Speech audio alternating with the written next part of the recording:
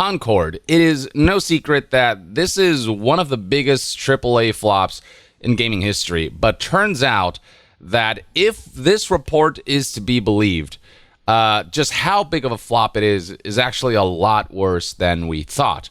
Though it's worth noting that the figure that's been reported for how much this game cost is so astronomical that I would wait for further corroboration. It's a number that it's almost hard to believe, so I do want to hold out until we get more information on this, though there are skepticism surrounding whether this report is true. I'll get to that in a bit. Recall that the game went offline just 2 weeks after launch, with Sony having posted the following on the PlayStation blog, or rather, game director Ryan Ellis from Firewalk Studios stating that we have decided to take the game offline beginning September 6th, 2024, and explore options, including those that will better reach our players, as if to say that there might be other plans down the line where they can maybe revitalize the game, but I suspect that that is absolutely not going to happen, especially after this report. And beyond that, they straight up said that Concord sales will cease immediately, and they'll offer full refunds for all gamers who have purchased the game for PlayStation 5 or PC. So what little revenue they made from this game, they're returning across the board, no questions asked. So they made zero revenue from this game. Whatever they invested into this title has been a complete loss for all parties involved. This is all hardly surprising when you look at data highlighting that very few people engaged with this game. On Steam charts for the game's final launch, an all-time peak of almost 700 players. I mean, that is abysmal. An immediate indication that this game has no chance to come back. And we saw indications of this even during the beta when the game was free and didn't cost $40. Numbers for the beta only peaked at almost 2,400 players.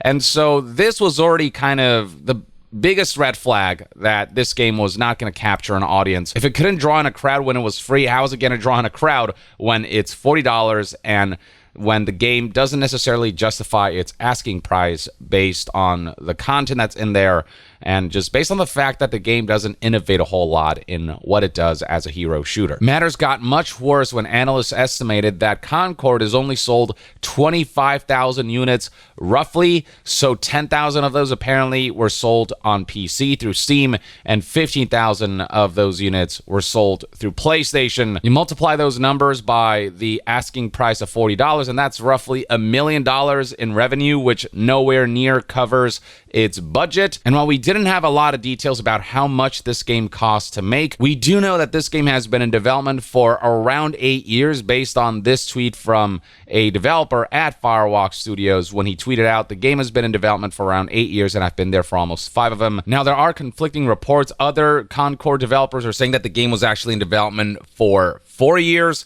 with the game having been conceived 8 years ago with, quote, napkin sketches and stuff where they were thinking about the idea and wouldn't it be cool if, but in terms of the game's actual development, the time they spent building it, Firewalk Studios has only existed for 6 years, having been established in 2018, and apparently the game was built over the last 4 years or so. Either way, the game has been in development long enough, and a lot of money was put into it. Now, just how much of a loss exactly was this game for involved companies and parties and investors and you name it?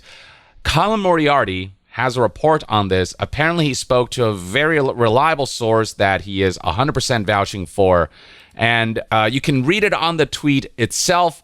The game apparently cost $400 million to make. That, by the way, is excluding how much Sony spent on purchasing Firewalk Studios, just making the game itself.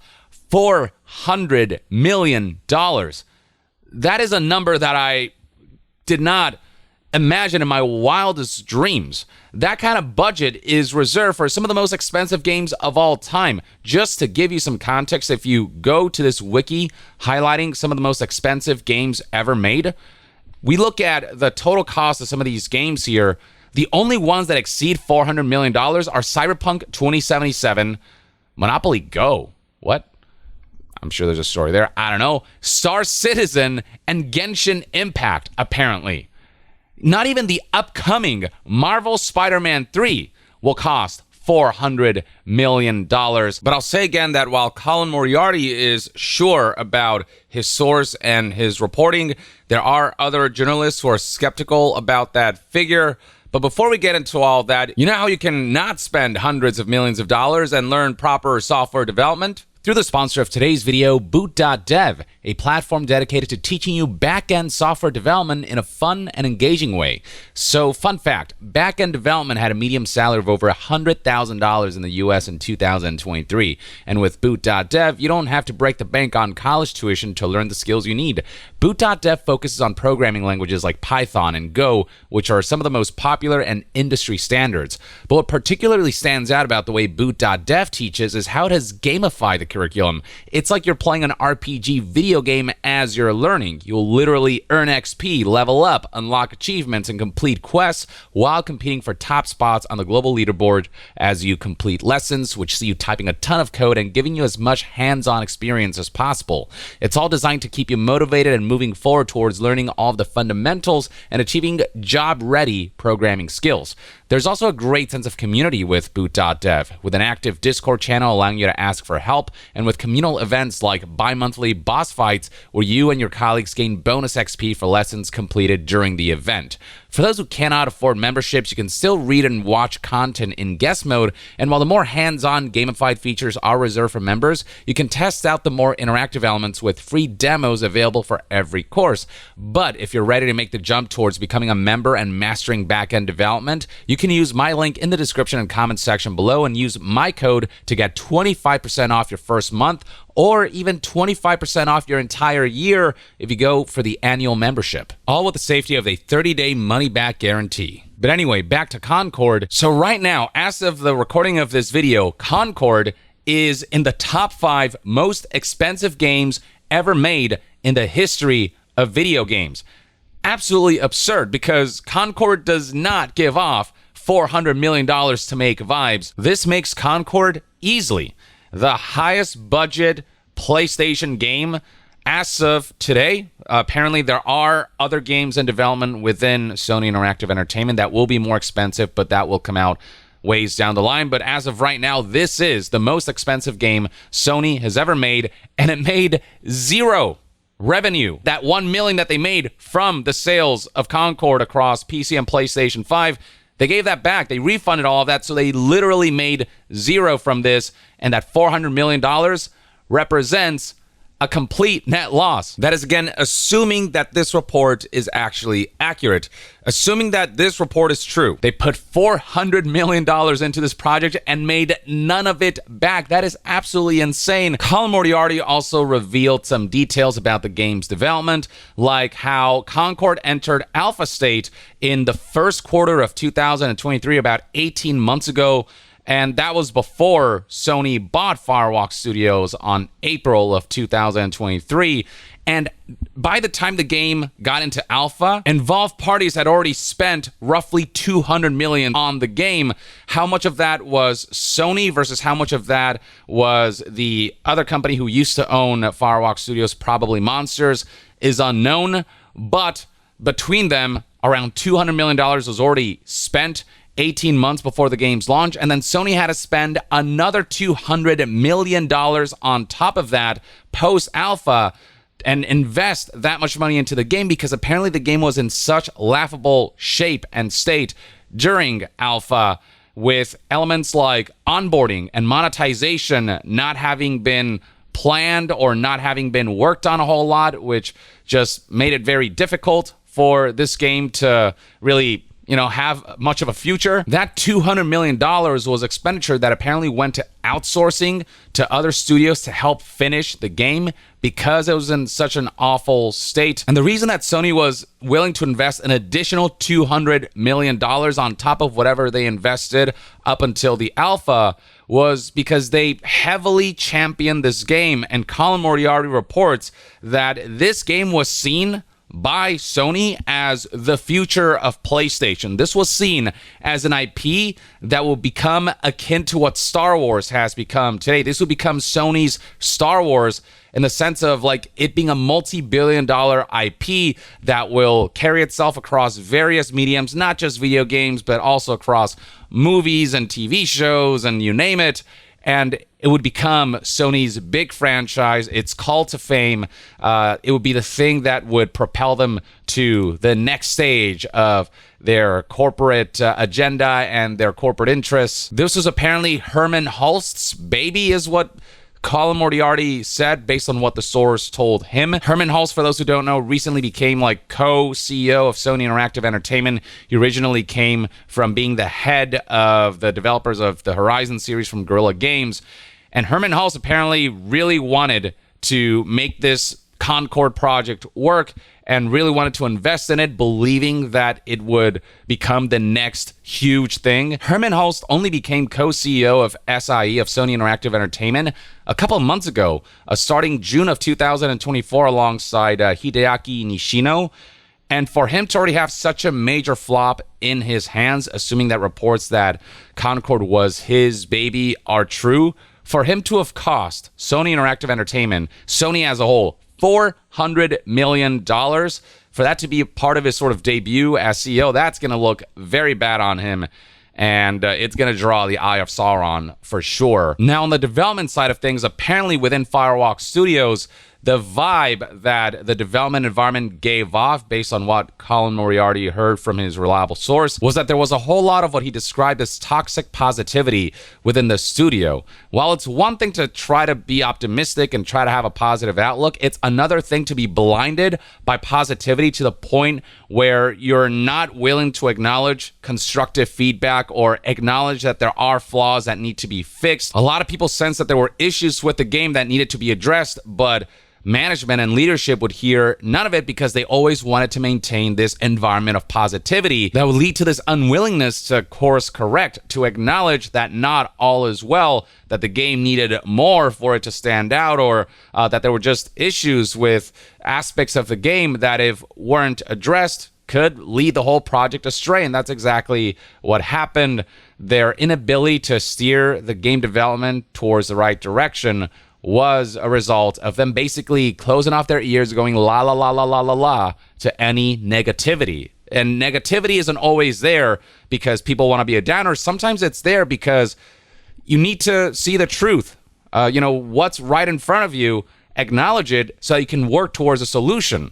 And they were just not willing to work towards solutions because they were so focused on positivity for the sake of positivity, instead of having positivity in there while willing to acknowledge that not all is perfect and willing to listen to those who had feedback that could have led the game towards a direction that maybe would have made it not the flop that it is now. And that's everything that Colin Moriarty shared. And there are aspects of this report that's already been corroborated by another journalist. This right here is Ethan Gatch from Kotaku, who retweeted Colin Moriarty and said, "I can corroborate the part about toxic positivity. Some sources I've spoken with blamed a head in the sand mentality carried over from the studio's Bungie roots. A sense the game would come together because the team was too good to fail.